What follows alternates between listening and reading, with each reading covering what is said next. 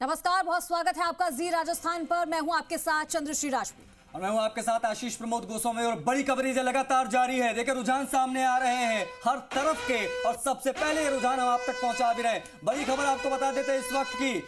नागौर में ईवीएम का पहला राउंड पूरा हो गया है। क्यूसर की सीट, त्रिकोणीय संघर्ष, और इस वक्त पहला राउंड में बीजेपी के रेवत राम डांगा आगे चल रहे हैं। ये पहले राउंड के रुझान हम आपको बता रहे हैं। आंकड़ा देखिए, 2285 मतों से डांगा आगे चल रहे हैं। ये इस वक्त की बड़ी खबर है। सामने कनिका बेनीवाल जो फाइट देती दिखाई दे रही। नागौर में ईवीएम का पहला राउंड पूरा, इस वक्त की ये बड़ी खबर। तो 7 में से 5 पर बीजेपी आगे, 1 पर कांग्रेस, 1 पर बीएपी। इस वक्त का ये ताजा रुझान।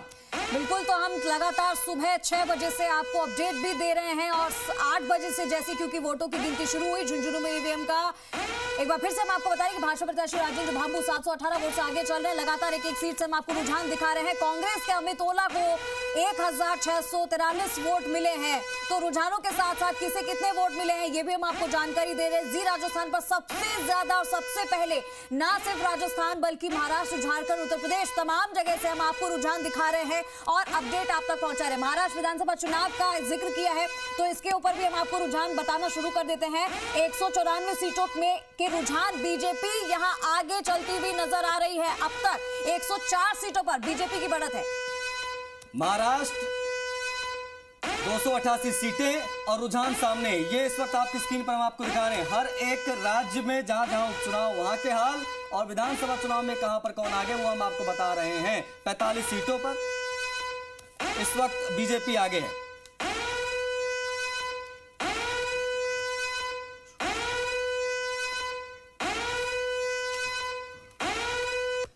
तो हमारे साथ हमारे तमाम सहयोगी कनेक्ट हो रहे हैं, उनसे हम बातचीत करेंगे। हमारे वरिष्ठ सहयोगी विष्णु शर्मा कनेक्ट हैं, उनसे हम बातचीत करने की कोशिश करेंगे। विष्णु, रुझान आ गए हैं शुरुआती, और शुरुआती रुझान में बीजेपी बहुत फायदे में दिखाई दे रही। 5 सीटों पर बीजेपी आगे, इंक्लूडिंग ख्यूसर। किस प्रकार से देखें नतीजों को, इन शुरुआती रुझानों को?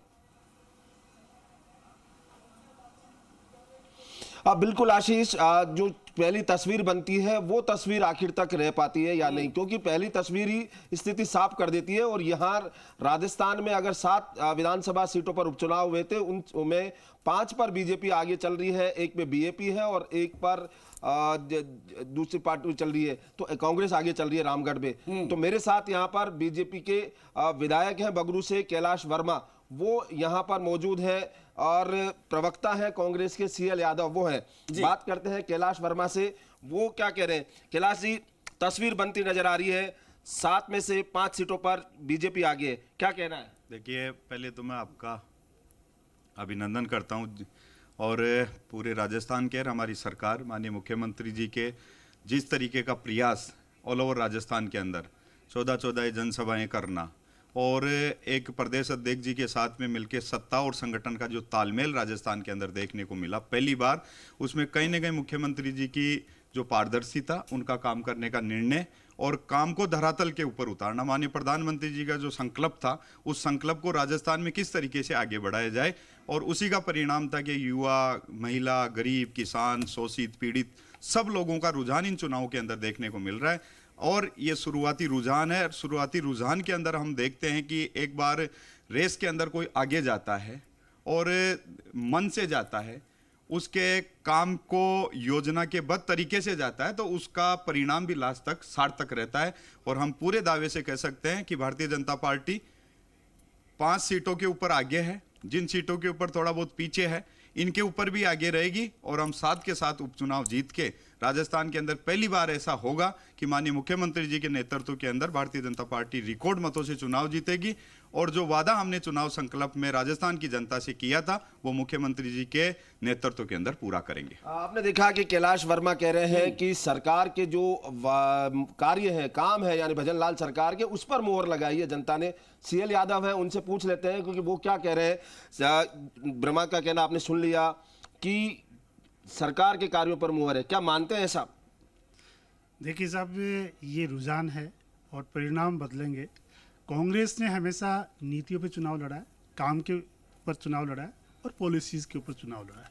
भाजपा ने हमेशा झूठ और जुमलों के ऊपर चुनाव लड़ा है, चाहे वो किसानों के साथ हो, चाहे आम जनता के साथ हो, चाहे हमारे जो वरिष्ठ नागरिक है उनके साथ हो, चाहे महिलाओं के साथ।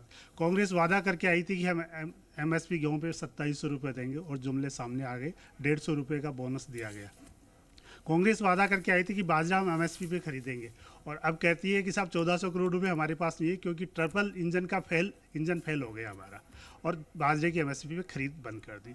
ये कहते हैं कि साहब हम पेंशन दे रहे हैं, 1150 रुपये की जो सामाजिक पेंशन थी वो कांग्रेस की जो कानून लेके आई उसके कारण से इनको मजबूरी में देना पड़ा। ये वादा करके आए थे 1500 रुपये पेंशन का और हाल ये है कि 90 लाख पेंशनर्स को पिछले 3-4 महीने से पेंशन नहीं मिल रही। तो ये जो चुनाव है इनके झूठ और जुमलों का जवाब होगा। इस प्रदेश को गर्त में डालने का जो जनता के मानस में जो गुस्सा है उस नाराजगी का ये परिणाम ये चुनाव बताएगा। CL यादव जी, पहले ये बताएं कि एक सीट बीजेपी के पास थी, वहाँ पर 4 सीटें कांग्रेस के पास थी और 2 सीटें RLP और BJP के पास थी, लेकिन जो बढ़त दिखाई दे रही है उसमें कहीं बीजेपी आगे। तो क्या यह नहीं माना जा सकता कि सरकार के कार्यों पर मोहर है या जनता ने इस बार बीजेपी को चुना है? यदि ये रुझान परिणाम में बदलते हैं तो इसका मतलब जो इनका डर का माहौल बनाया था बीजेपी ने, देश के प्रधानमंत्री ने, देश के गृह मंत्री ने और कुछ राज्यों के मुख्यमंत्रियों ने जो डर का माहौल बनाया था, उस डर के माहौल में जनता कहीं न कहीं दबाव में आकर के बीजेपी के पक्ष से मत दे रही है। इसका मतलब ये नहीं है कि इनके विकास के मुद्दों के ऊपर मत दे रही है, इनकी झूठ और जुमलों को नकारा जा रहा है।